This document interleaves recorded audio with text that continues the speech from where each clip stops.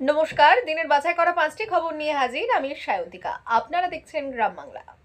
Staff recruitment এক্সামিনেশনের পরীক্ষার কারচুপি করতে গিয়ে ধৃত 5 পরীক্ষার্থী। ধৃতদের কাছ থেকে উদ্ধার ইলেকট্রনিক্স ডিভাইস, রয়েছেন এক মহিলাও। জানা গেছে রবিবার ছিল কোর্টের গ্রুপ ডি এলডিসি ইউডিসি কর্মী নিয়োগের পরীক্ষা। ছিল স্টাফ রিক্রুটমেন্ট এক্সামিনেশনের মাধ্যমে বাঁকুড়া জেলার বিভিন্ন প্রান্তে পরীক্ষা কেন্দ্রে পরীক্ষা নেওয়া হয়। সূত্রের খবর, পরীক্ষা চলাকালীন বাঁকুড়া বিশ্ববিদ্যালয়, Bankura Hindu school, Bankura mission girls high school থেকে 5 জন পরীক্ষার্থীর কাছ থেকে উদ্ধার হয় ইলেকট্রনিক্স ডিভাইস। আর এই 5 জনের মধ্যে রয়েছে এক মহিলা পরীক্ষার্থী। আমার মেয়ে আমি জানি না, বলছে কি একটা নিয়ে ঢুকেছিল কানে, কি বলে ওইটা, না হেডফোন, হ্যাঁ। এবার বলছে স্যার আমি বলছি যে জমা দিয়েছি কিনা কেন, বলছে না আমি ভুল হয়ে গেছে। বলছে আমি পরীক্ষা তখন শুরু হয়নি, 5 মিনিট হয়েছে তখন। আমি বললাম তুমি দিয়ে দিয়েছো, বলছে হ্যাঁ মা দিয়ে দিয়েছি।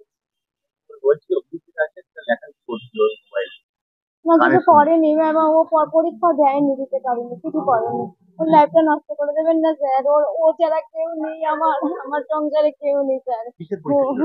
কোর্টের ওর জীবনটা নষ্ট করে দেবেন না, ও তাহলে সুইসাইড করে নেবে, আত্মহত্যা করবে।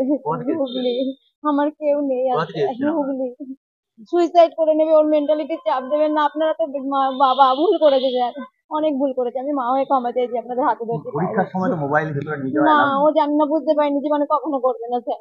ভুল করেছে, ভুল করেছে, ভুল করেছে, ভুল করেছে, 100 বার ভুল করেছে স্যার। ওর জীবনটা নষ্ট করবেন না স্যার। বলছে মা আমার ছবি তুলে দিল, আমার লাইফটা আমার নষ্ট করলো। বলছে মা আমি আসতে চাইনি এত দূরে, বলছে আমার লাইফটা নষ্ট হয়ে গেল মা। কারোর সঙ্গে করছিল এই ছেলেগুলো তো ওই সময় জড়িত আছে না, দেখেছি আমি, নাম জানি না। সরল মন, ও বোঝে না তো কিছু। ওকে দিয়ে কি করানো হয়েছে? ছেলেগুলো কি করিয়েছে ওকে দিয়ে? ওই ছেলেগুলো আমি চিনি না তো কাউকে, আমি ও জানে না কাউকে। একসঙ্গে ধরা পড়লো কি করে? ফোন করতে তো আমি জানি না। একসঙ্গে ধরা পড়লো কি করে? আমি জানি না স্যার, আমি কিছু বলতে পারছি না।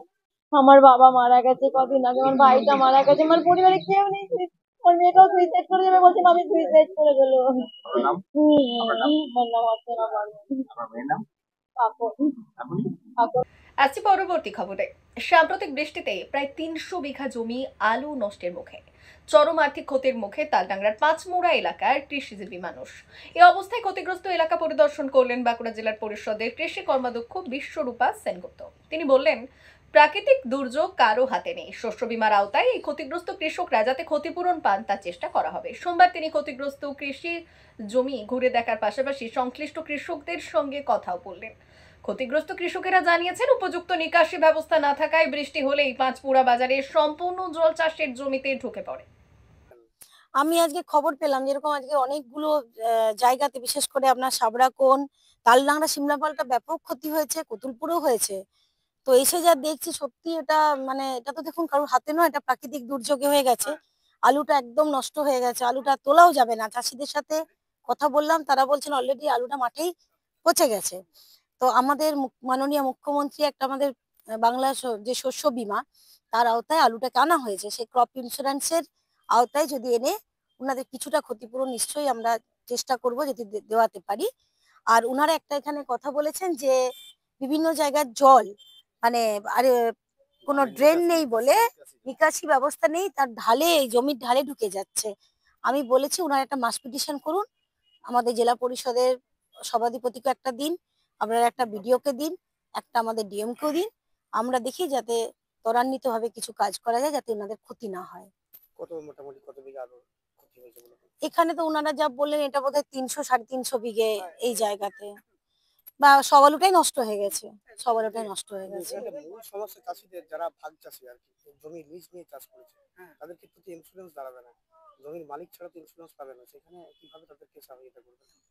আমরা একটা আলোচনা করে দেখি, আধিকারিকের সাথে আলোচনা করি, আমরা আলোচনা করি, আমরা বিএসবি যে যারা আছেন আধিকারিক তাদের সাথে আলোচনা করি, করে কি করা যায় দেখি। দেখুন প্রকৃতি এরকম হঠাৎ করে বৃষ্টি হবে এটা কারোরই জানা ছিল না। তো তো যাই হোক, ক্ষতি তো হয়েছে। আর আমাদের মুখ্যমন্ত্রী মমতা বন্দ্যোপাধ্যায় সবসময় কৃষকের পাশে আছেন, উনি চেষ্টাও করবেন যাতে কিভাবে রিকভার করা যায়, আমরাও চেষ্টা করব। বিভিন্ন জায়গায় দেখা গেছে যে সুফল বাংলার থেকে আলু কিনে নেওয়া হচ্ছে, সোনামুখী থেকে সেখানে কি এইরকম ব্যবস্থা কিছু? কিন্তু এই আলুটা তো নেওয়া যাবে না, আলুটা তো পচে গেছে। আমি তো ওটা প্রথমেই বললাম যে আপনারা কি এই আলুটা তুলে নিতে পারবেন আজকালের মধ্যে। তো তো ওনারা বলছে আলুটা মাঠে, এই যে দেখুন একটা আমাকে দেখান, এই যে যেমন এই যে একটু দেখুন, ক্যামেরাটা করুন এদিকে, এই দেখুন এটা পুরো দেখুন কিভাবে পচে গেছে। তাহলে এটা কিভাবে তুলবেন, ক্রয় বা কে করবেন, তাই না? এটা তো ওনারা বলছে মাটির থেকে আমরা বার করতেই পারবো না। এই যে পুরো আলুটা একদম সুন্দর, এত বড় আলুটা পুরো পচে গেছে। ম্যাডাম এসে দেখলো, দেখার পরে দেখলো যে কৃষকের অনেকেই ক্ষতি হয়ে গেছে। হ্যাঁ, উনি বলে গেলেন যে আমি আরো অনেকের জন্য মানে কিছু কিছু ইয়ার সাথে আলোচনা করে হ্যাঁ ক্ষতি কিছু ইয়া করা যায় নাকি সেই আশ্বাসটা দিয়ে গেছে। আপনারা মোটামুটি মানসিকভাবে শান্তি তাতে? তা এবারে ম্যাডাম যেটা বলে গেল তাতে অনেকটাই তো আমাদের সুরক্ষিত হবে, আর যদি না দিয়ে তো করার কিছু তো আর নাই। আপনার নাম? শ্যামাপদ দে। উনি পরিদর্শন করার পরে দেখলো যে বেশ কিছু ক্ষয়ক্ষতি হয়েছে। উনি বললেন যে ওদের সাথে একটু যোগাযোগ করার জন্য এবং চাষিদেরকে শৈশাক্ত করে নিয়ে যাওয়ার জন্য। সেটা যে ক্ষয়ক্ষতিটা হয়েছে আমরা চিন্তা ভাবনা করবো, আপনারা একটু যোগাযোগ করুন, শৈশাক্ত করে নিয়ে যাবেন। আপনাদের তো নিকাশি ব্যবস্থা না থাকার জন্য এই জমিটার বেশি সমস্যা হচ্ছে। হ্যাঁ হ্যাঁ, সেখানে সেই নিয়ে তাহলে কিছু গোটা পাঁচমুড়া গ্রামে যে জল, সেই জল নিকাশের কোনো ব্যবস্থা নেই। সেই সমস্ত জল এই আলু জমির উপরে ভেসে যাওয়ার জন্য অনেক ক্ষয়ক্ষতি হয়ে গেছে, ডুবে গেছে একমাত্র। তাহলে ওইটা যদি নিকাশ করা যায়, সেই জন্য আজকে বললাম যে ঠিক আছে ওটা নিয়েও চিন্তা ভাবনা আমরা করবো, এই আশ্বাসটা আমাদেরকে দিয়ে গেছেন। যদি ড্রেন বা নিকাশি ব্যবস্থা হয় সেখানে আপনারা এই ক্ষতি থেকে অনেকটা রেহাই পাবেন। অনেকটা রেহাই পাবো, সেই জন্য আমরা ওটা তুলে ধরলাম ওনার কাছে।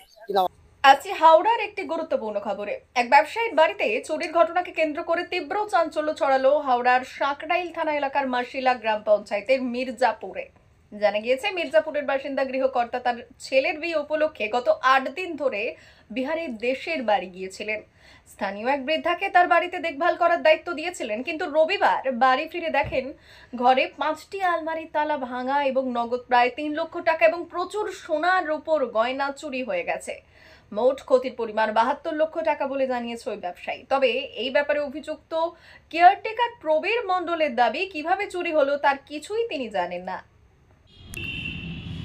আর কি বলবো, সব তো নিয়ে চলে গেছে। আর বলছে যে এই ঘটনা হয়েছে 15 তারিখে 2 ঘন্টার মধ্যে।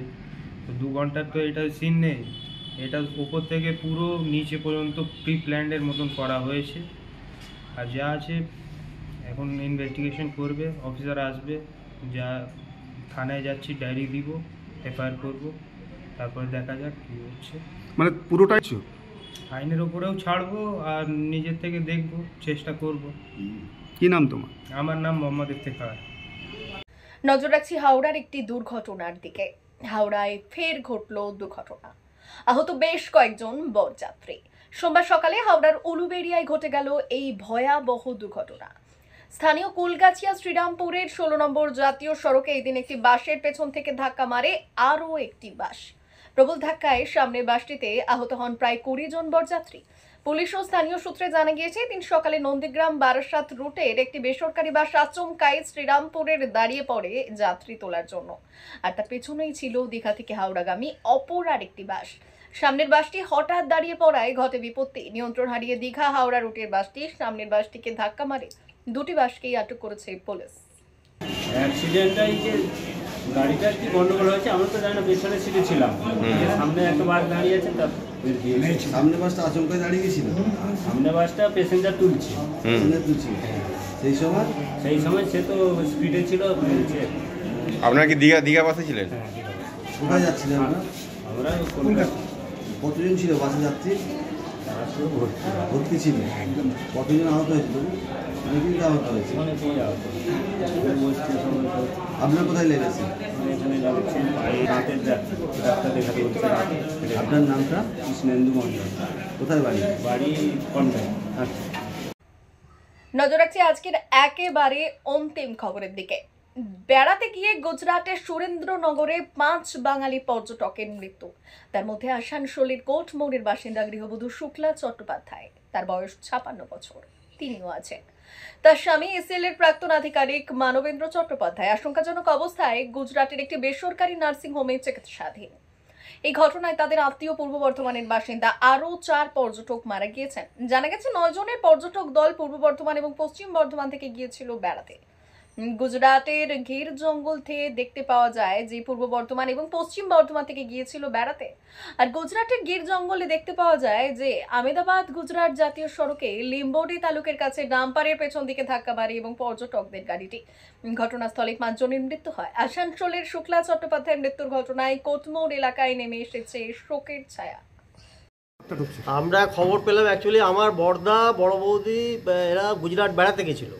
গুজরাট বেড়াতে যাওয়ার থেকে বোধহয় ফিরছিল। এবারে কাল রাত্রিবেলা 10টা সাড়ে 10টা নাগাদ আমার মিসেসের যে 9 মাসই হয় আর কি, শিক্ষা ঘটক কাউন্সিলর, উনি আমাদেরকে খবরটা দেন যে এরকম এরকম ব্যাপার, একটা অ্যাক্সিডেন্ট হয়েছে, তাতে তোর বড় যাও স্পট ডেট হয়ে গেছে, আর সঙ্গে আরও 4 জন। আমার দাদাও তো ছিল, কিন্তু দাদা মানে হেভিলি ইনজিওর্ড ছিল। তো এইভাবে আমরা খবরটা ফার্স্টে পেলাম। আর তারপরে ওখানে যোগাযোগ করি বিভিন্ন সূত্র মাধ্যমে আর কি। আমার ছোটো ভাইপো যে সে রাত্রিবেলাতেই ওখানে সুরেন্দ্রনগর ওখানে গেছে। ওখানে ওরা একটা ওই ট্রাভেলার গাড়িতে ফিরছিল, গাড়িটা গিয়ে পড়ে একটা ডাম্পারের সঙ্গে মানে কোলাইড করে, কলিশন হয়। তো এর পরের ব্যাপারটা, পুরো ব্যাপারটাই তো এখন আমরা আর কিছু জানি না। তো এখন আমরা একটু হেল্প চাইছি আর কি, যে যাতে ওই যে একা আমার ভাইপোটা গেছে, ও ওখানে গিয়ে নানাভাবে হ্যাকল হচ্ছে। ইভেন 5-5টা ডেড বডি আছে, সেটা নিয়েও সে একটু বরফও জোগাড় করতে পারছে না। তো সেটা যদি আপনাদের মিডিয়ার থ্রু দিয়ে বা আমাদের এখানকার লোকাল কাউন্সিলররা এসেছিলেন, ওনারা তো সর্বতভাবে সাহায্য করবেন বলছেন।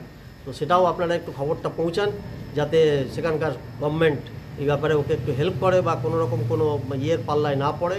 কেননা এবং একটা সূত্রে এইমাত্র খবর পেলাম যে কোনো জায়গা থেকে কিছু টাকা ক্লেম করছে ওর কাছে, মানে এই ব্যাপারে ইয়ে করার জন্য। তো সে পাজল হয়ে গিয়ে মানে একাই রয়েছে ওখানে। এবারে আমরা এখনই কোনোভাবে সেখানে যাওয়ার ইয়ে করতে পারছি না। তো আপনাদের থ্রু দিয়ে যদি কিছু ব্যবস্থা করা যায়, সেটা হলে পরে আমরা খুব গ্রেটফুল থাকবো। এনারা দুজনেই গেছিলেন? আমরা না, এদের একটা টিম, 10 জনের একটা টিম গেছিল। আসানসোল থেকে দুজনে গেছে, স্বামী স্ত্রী? আসানসোল থেকে আমার বড়দা আর বৌদি গেছিলেন, আর আমার বৌদির যে পিস্তত বোন, তার হাজব্যান্ড, তার ছেলে, আরও 2 জন গেছিলো, তাদের আত্মীয় আর কি। তো টোটাল 10 জনের একটা টিম গেছিল। হ্যাঁ, 9 জন, টোটাল 9 জনের একটা টিম গেছিল। মানবেন্দ্রবাবুর বাড়িতে কে কে আছেন আর কি? মানবেন্দ্র বাড়ি হচ্ছে এটাই, আমি হচ্ছে মেজো ভাই, আর এ হচ্ছে আমার এই ছোট ভাই। হ্যাঁ, আমরা এখানে 4 ভাই, আমরা এখানেই থাকি। এমনি ওনার 2 সন্তান? ওনার 2 সন্তান, 1 সন্তান বাইরে বিদেশে থাকে, আর 1 সন্তানই কলকাতায় থাকতো, সে এখন ওখানে স্পটে গেছে আর কি। দিনের বাছাই করা 5টি খবর নিয়ে হাজির থাকবো আমি, আর সঙ্গে থাকবেন আপনারা।